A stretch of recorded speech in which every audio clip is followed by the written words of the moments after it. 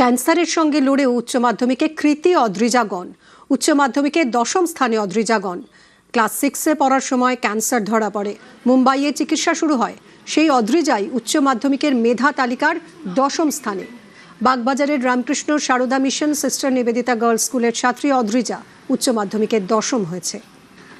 Third সেমিস্টারে যে result হয়েছিল, তো সেই জন্য ফোর্থ সেমিস্টারেও সেই রেজাল্ট আমি বজায় রাখতে চেয়েছিলাম, যে একটা ইচ্ছা ছিল যদি সেরকমই রেজাল্ট করতে পারি। তবে একেবারে যে কনফিডেন্ট ছিলাম যে হ্যাঁ এরকম র্যাঙ্কের মধ্যে থাকতেই পারবো সেটা বলতে পারছি না, কিন্তু তারপরে যখন দেখলাম যে হ্যাঁ 10th হয়েছি, সেই একটা ধারা বজায় রাখতে পেরেছি, তখন খুবই খুশি হয়েছি। স্বাভাবিকভাবে সবাই খুশি।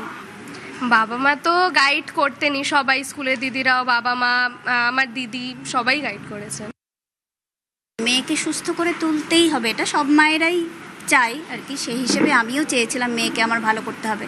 আর আজকে আমার মেয়ে, জানতাম না যে কত দূর কী করতে পারবে, তবে আমি মা শারদার কাছে সবসময়ই চেয়েছিলাম, যে একটাই প্রার্থনা করতাম যে মেয়ে আমার এত কষ্ট করেছে, তো সেই কষ্টের মূল্য যেন ও পায়। তো 10th হয়েছে, 1 থেকে 10-এর মধ্যে থাকা আমার মনে হয় সেটা অনেকটাই টাফ ব্যাপার আর কি।